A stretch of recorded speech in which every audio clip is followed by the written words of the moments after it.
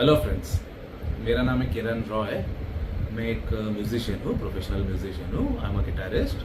25 साल से मैं गिटार सिखा रहा हूँ, परफॉर्म कर रहा हूँ और all over the world perform कर चुका हूँ मैं। और गिटार हॉल बोल के अकेडमी है जहाँ पे मैं गिटार सिखा रहा हूँ 25 सालों से। 1998 में मैंने फॉर्म किया था। और काफ़ी सारे कॉलेजेस हैं जो मुझे बुलाते हैं to give a motivational speech to their students. So lots of youngsters मुझे फॉलो भी करते हैं इंस्टाग्राम, फेसबुक में। तो काफ़ी लोग मुझे बहुत पॉइंट्स में मेरे से सलाह मशवरा करते हैं। फॉर एग्जांपल फिटनेस को लेके, क्योंकि मैंने लास्ट 2 साल में 98 किलो से 70 किलो में आया हूँ मैं। तो फिटनेस को लेके, लाइफ प्रॉब्लम्स को लेके, म्यूज़िक को लेके तो नेचुरली उन लोग मेरे से कंसल्टिंग करते ही है। लेकिन एक पॉइंट है जिसको लेके मुझे लोग काफ़ी कंसल्ट करते हैं, वो है रिलेशनशिप एडवाइस को लेकर। और लास्ट कई दिनों से मुझे काफ़ी सारा क्वेश्चंस मिला है लोगों से, क्वेरीज आया है कि मुझे मेरा पार्टनर ने, मुझे मेरा वाइफ ने, मुझे मेरा हस्बैंड ने, मुझे मेरा बॉयफ्रेंड ने चीट किया, तो मुझे क्या करना चाहिए। तो ये क्वेश्चन को ही मैं आज एड्रेस करने वाला हूँ in the form of this video. तो बने रहना, ध्यान से सुनना, बिकॉज मैं जो भी बोलूँगा मेरा लास्ट 25 इयर्स का एक्सपीरियंस में बताऊँगा सब कुछ। कोई भी मेरा किताबी एक्सपीरियंस में, कोई भी मेरा किताबी नॉलेज में नहीं है। सब कुछ रियल लाइफ एक्सपीरियंस में आधारित है जो भी मैं बताऊँगा। तो अगर आपका ये क्वेरी है कि आपका पार्टनर ने आपको चीट किया, and it applies to both boys and girls, men and women, okay, it is not directed only towards one sex.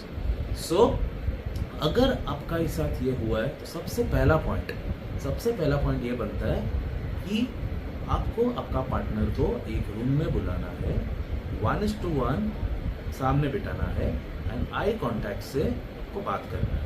Eye contact से आपको कुछ नहीं, सिर्फ इतना ही पूछना है कि क्या हुआ, बोलो क्या हुआ, व्हाट्स द मैटर, क्या कमी रह गई थी, क्या ज़रूरत पड़ गया था तुमको चीट करने। बिकॉज देखिए, चाहे जितना भी बड़ा मुजरिम हो, जितना भी बड़ा चोर हो, एक सफाई देने का मौका हर एक को मिलना चाहिए। तो आपको एक बार सामने बिठा के 1:1 वार्तालाप करना है, डिस्कशन करना है, and you have to let them bring out their side of the story. You just have to let them speak their heart out if they are willing, because बहुत सारे केसेस में तो ये होता है कि वो तो मानेंगे नहीं। इवन इफ यू, मैंने तो ऐसा भी केसेस देखा हो कि आप उनको सब प्रूफ्स प्रोवाइड कर रहे हो, सब कुछ डॉक्यूमेंट्स, एविडेंस दे दिखा रहे हो, फिर भी उन लोग मानेंगे नहीं कि नहीं मैंने नहीं किया हो directly. So that is also there. But if your partner is ready to share with you what was her or his side of the story, then go ahead, listen to it with keen intent.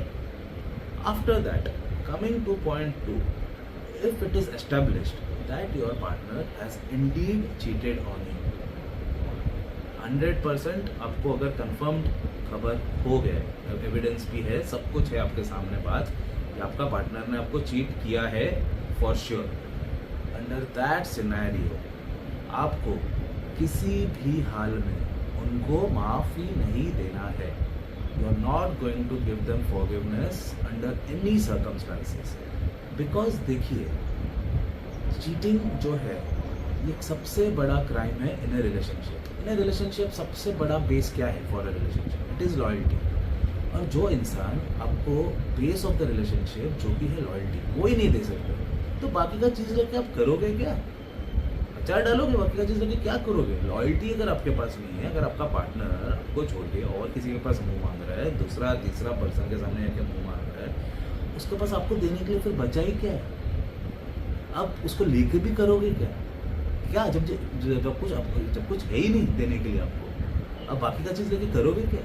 हाँ, तो first and foremost point in this point 2 is never ever forgive them under any circumstances. Don't even tolerate any discussion regarding this, and don't even harbor the thought of forgiving them, because इसमें forgiveness का question आता ही नहीं। Because trust me, आप second chance दोगे, third chance दोगे, कोई भी चेंज नहीं आने वाला। मैं last as a musician I meet hundreds of people daily, हज़ारों लोगों से मिलता हूँ। बिकॉज मैं एक म्यूजिशियन भी हूँ, एक गिटार टीचर भी हूँ, मैं एक अकेडमी चलाता हूँ जिसमें सैकड़ों लोग आते हैं हर रोज़। बचपन से लेकर हज़ारों लोगों से मिलते हैं, और मैंने एक ही चीज़ कॉमन देखा हो कि आप एक चीटर को चांस दोगे वो सेम चीज़ रिपीट करने वाला है ही, भले वो 1 साल 2 साल 4 साल 5 साल के बाद भी क्यों ना हो। मैंने तो 10 साल के बाद कभी केस सुना, 10 साल चांस दिया पार्टनर ने, 10 साल के बाद फिर से चीट किया। तो इसके लिए take it from me in writing, take it from me in writing. आपको चांस नहीं देना है, ट्रस्ट मी। आप सोच रहे रहोगे कि अरे मैं कैसे जी पाऊँगा, मैं कैसे जी पाऊँगी उसके बिना, मैं कैसे रहूँगा, ऐसा आपको लगेगा, मैं मानता हूँ लगेगा। आप बहुत दर्द भी होता है, मैं मानता हूँ बहुत दर्द होता है। ये जानने के बाद आपका दुनिया पैरों तले ज़मीन फिसल जाए, मैं मानता हूँ बहुत तकलीफ होगी। लेकिन जब भी तकलीफ हुआ है तो आपको वैसा एक आपको स्टेप लेना ही पड़ेगा, स्टेप है उसको निकालने का। बिकॉज आप उसको रख के भी, आप उसको रखोगे भी सब सपोज, तो भी आपको दिल में दुख होने वाला है, आपको दिल में हमेशा दुख होगा। आपके मन में हमेशा चलेगा कि वो किसके साथ, जिसके साथ भी थी उसके साथ क्या किया, उसके साथ कौन से होटल में गए, उसके साथ कौन सा होटल में गया, उन लोग साथ में क्या किए, आपके माइंड में हमेशा ये आता ही रहेगा। आपके सपोज आपने उसको चांस दिया, आपके साथ में रखे, एक सेकंड चांस दिए, आप कभी भी खुश नहीं रहोगे। आप 10 मिनट 1 घंटा उसके साथ खुश रहोगे, उसके बाद माइंड में आपका it is bound to have a rebound, it is going to come back in your mind कि वो क्या आपके माइंड में हमेशा वो बात आएगा। इसके लिए ये बात को तो भूल ही जाओ कि आप सोच रहे हो कि मैं उसे एक चांस दूंगा या चांस दूंगी सब ठीक हो जाएगा। वो चीज़ ठीक आपको वो इसलिए लग रहा है कि वो ठीक होगा क्योंकि आप उसके बिना रह नहीं सकते, आप अटैच्ड हो उनके साथ। और जब भी आप अटैच्ड हो, वो डर से आप उन्हें सेकंड चांस देने का सोचोगे। It is not because you have forgiven. देखो, आप फॉरगिव कर भी दोगे तो भी अल्टीमेटली इसीलिए है कि मैं जी नहीं सकता हूँ, मैं उसके बिना मर जाऊंगा, मैं उसके बिना मर जाऊंगी, ये थॉट के लिए ही आप सेकंड चांस देने का सोच रहे हो। अदरवाइज कोई भी सेकंड चांस का बात नहीं आता है। बिकॉज व्हेन आप लोग का अंडरस्टैंडिंग का सबसे बिगेस्ट बात होता है लॉयल्टी, जब भी वही ब्रेक हो जाता है तो उसके बाद कुछ भी नहीं बचता। तो इसके लिए आपको सेकंड चांस कोई भी हाल में नहीं देना है, किसी भी हाल में नहीं। Because you are definitely going to get another heart break very sooner और लेटर, भले वो 2 साल हो, 4 साल हो, 5 साल हो, 10 साल हो। फिर देखिए, चीटिंग एक फितरत की बात है, एक बार वो इंग्रेन होता है किसी के अंदर तो वो निकलता नहीं है। It's a part of your character, it's a part of a person's character. How can you change your character? Cheating जो है एक बहुत ही संगीन अपराध है, and in a relationship it can break families, it can destroy lives. Because cheating एक relationship में एक जन का इन्वॉल्वमेंट नहीं है इसमें, आई मीन एक जन के इन्वॉल्वमेंट की वजह से बहुत जनों का लाइफ डिस्ट्रॉय हो सकता है। फिर भी जब भी एक इंसान करता है, और एक और बात, जब भी एक पार्टनर चीट करता है तो सबसे पहले, फॉर एग्जांपल हम जब भी कुछ भी खराब काम करते हैं तो हमारे माइंड में एक सवाल आता है कि क्या ये सही है। हम हमेशा, हमारा कॉन्शियंस हमें ये क्वेश्चन पूछता है कि क्या है जो हम कर रहे हैं वो सही है कि नहीं है। सपोज हम कभी किसी का कुछ ज़मीन से सामान उठा लेते हैं तो हमारा कॉन्शियंस हमें पुकारता है, हमेशा पुकारता है कि क्या ये हम सही कर रहे हैं। अगर हमारा कॉन्शियंस हमें बोलता है सही कर रहे हैं, नहीं करते हैं, तो हम वो रख देते हैं। तो what I mean to say is, जब भी जो एक पार्टनर चीट करते हैं तो उनका भी कॉन्शियंस ने उन्हें ज़रूर ये क्वेश्चन पूछा होगा कि क्या तू ये सही कर रहा है।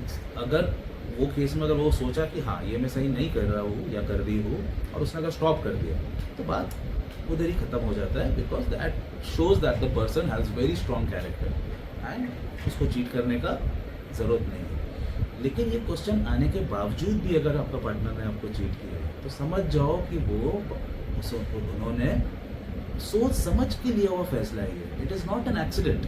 देखिए, मैं गाड़ी चला रहा हूँ, रास्ते में एक गाड़ी ठोक दिया मुझे, वो मेरे हाथ में नहीं, मैं मानता हूँ। लेकिन जब भी ये बात हुआ है कि उसने सोच समझ के आपको चीट किया है तो तभी फॉरगिवनेस का बात आ कहाँ से रहा? बिकॉज इसने तो एक सोची समझी साजिश है। उसे अच्छे तरीके से पता है कि आप में क्या बिकने वाले है। उसे भी पता है कि आपको कितना बड़ा हर्ट दे रहा है, बहुत बड़ा हर्ट होने वाला है, उसे भी पता है। तभी तो आपसे छुपाया गया है ना। अगर ये चीज़ छुपाया क्यों गया? क्योंकि उसे भी पता है कि एक जो कर रहा है वो इंसान वो सही नहीं है। सिंस वो सही नहीं है तभी आपसे छुपाया गया है और आपके पीछे ये चीज़ हुआ है। और वो तो आपसे कि मैंने आपको बताया, आप अगर चीट को माफ़ करना चाह रहे हो तो you are definitely in for another heart break. Take it from me in writing. Once a cheater always a cheater. हमेशा आपके साथ धोखा होने ही वाला है, क्योंकि मैं काउंटलेस एक्सपीरियंसेस के आधार पे ये बात बता रहा हूँ। एक या दो नहीं, काउंटलेस एक्सपीरियंसेस, दूसरों का, मेरा खुद का, मेरा दोस्तों का, मेरा वेल विशर्स लोगों का, क्योंकि मेरा इंस्टाग्राम में जितना मैं इंसिडेंसेस जो देखता हूँ उसी के आधार पे मैं आपके साथ डिस्कस कर रहा हूँ। जो भी है, मैं कुछ भी खुद से इमेजिन करके तो नहीं बोल रहा हूँ, जो मेरे सामने घटा है, जो हुआ है, वही मैं आपके साथ व्यक्त कर रहा हूँ। तो ये बात तो जाहिर सी है, 100% बात है कि you are in for another heart break if you decide to give your cheating partner another chance. So do yourself a favour, get out of it. It is going to be a bit difficult at first, but trust me, 30 days is all it takes. 30 दिन आपको सिर्फ गुजरना है, 6 महीना भी नहीं, 1 साल भी नहीं, 2 साल भी नहीं, कुछ नहीं, 30 दिन, सिर्फ 30 दिन। ट्रस्ट मी, आपको जिस दिन आप निकलोगे आपको बहुत तकलीफ होगा, because you are quitting cold turkey. It is like quitting alcohol, because I have quit alcohol 2 years before, जिसका मैं वीडियोस बनाऊंगा। I was a chain smoker, have quit smoking also, उसका भी वीडियोस बनाऊंगा कैसे मैंने क्विट किया सब कुछ। तो but that is not the point. What I mean to say is I am drawing parallels between these two things.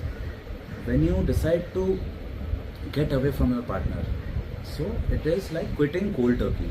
तो वो विड्रॉल सिम्टम्स तो आना है, डेफिनेटली आना है। Withdrawal symptoms you are bound to suffer from, लेकिन वो उसका बेस्ट पार्ट यही है कि 1 महीना तकलीफ होगा, उसके बाद स्लोली ट्रस्ट में वक्त के साथ एकदम ठीक हो जाएगा वो। उसका भी मैं कोपिंग मैकेनिज्म, टैक्टिक्स, सब कुछ मैं आपके साथ शेयर करूँगा, बिल्कुल करूँगा मैं।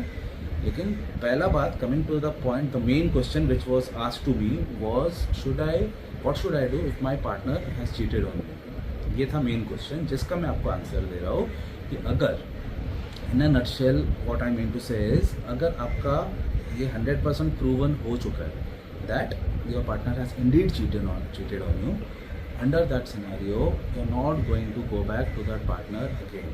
You are going to wriggle out of it. You are going to get the hell out of that relationship, because it's not a relationship to start with.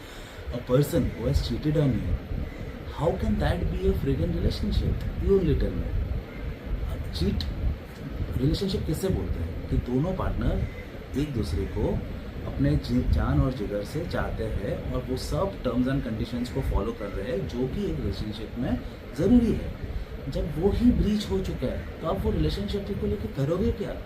कुछ भी तो बचा नहीं है। इसका जो पेड़ का रूट्स ही जब ब्रीच हो चुका है तो वो पेड़ का बचा क्या है? It is not of any use. तो वैसे वो रिलेशनशिप का कोई यूज़ नहीं बचा है माई फ्रेंड, उसका कोई रिलेशनशिप का उसका कोई मीनिंग ही नहीं बचा है। तो इसके लिए please get out of that relationship, because आपको फिर से हार्ट ब्रेक होना ही है। एंड सिर्फ वही नहीं, उसके बाद भी आपको बहुत तकलीफ होगा। मतलब भले आपका पार्टनर आपके साथ रह रहा है, जो मैंने ऑलरेडी बताया, आपका माइंड में वो चलता ही रहेगा। जैसे कि मैंने आपको पहले भी बताया, वो आपको हमेशा टॉर्चर करता रहेगा, आपको रात को सोने नहीं देगा। आपका माइंड में क्वेश्चंस पॉपअप होने ही वाले, it is bound to come. इसका कोई सोल्यूशन नहीं है। आप अगर हरिश्चंद्र बन के अगर आप सोचे भी कि नहीं मेरा दिल बहुत बड़ा है, मैं माफ़ कर सकता हूँ, मैं माफ़ कर सकती हूँ, मैं चांस दूंगी, मेरा प्यार सच्चा है, मेरा पार्टनर वैसा नहीं है, वो बहुत अच्छा है, बहुत अच्छा लड़का है, बहुत अच्छा लड़की है, वो बाकी जैसा नहीं है, वो बाकी जैसा अगर नहीं होता था आपका ये नौबत ही नहीं आता था, चीट करने का नौबत ही नहीं आता था। अगर वो ऐसा नहीं होता तो वो your partner wouldn't have cheated you at the first place if he और she was not like others, है ना। इसके लिए don't give me that ball. उसने आपको चीट किया है, ये है, so take it and accept it, learn to accept it. देखिए, ऐसा मत समझिए कि चीट सिर्फ आपके साथ ही हुआ है, दुनिया में बहुत जनों के साथ चीट होते हैं, it's a very common occurrence. तो ऐसा मत समझिए कि सिर्फ आपके साथ हुआ है, अभी मेरा क्या होगा, मेरा ज़िंदगी ख़त्म हो गया, ऐसा कुछ नहीं। 30 दिन तकलीफ होगा, 30 दिन के बाद सब कुछ एकदम तो नहीं होगा, लेकिन आपका कोपिंग मैकेनिज्म इतना अच्छा बेहतरीन बन जाएगा कि आप अच्छे से कोप कर पाओगे, एंड स्लोली वो पूरा नील भी हो जाएगा। लेकिन उसके लिए थोड़ा और ज़्यादा टाइम जाएगा, उसका मैं अलग वीडियो बना के मैं सब एक्सप्लेन करूँगा, कोपिंग मैकेनिज्म का ड्यूरेशन, हाउ टू कोप, सब मैं आपको अच्छे से एक्सप्लेन करूँगा। But for the time being, if you like my video, do show me some love, then that will give me the motivation to create more videos. If you think whatever I talked made some sense, then definitely do give me a like, do drop in some comments, because this is my first video. अगर आपको लग रहा है कि मेरा video में कुछ बात है तो डेफिनेटली मुझे थोड़ा encourage कीजिए, तो that will give me the motivation to create more videos. Okay, so for the time being I'm signing off. My name is Kiran Roy. You can look me up in Google. You can just type Kiran Roy Kiran Roy guitar in Google, and you will get complete Janam Kundli about me. Okay.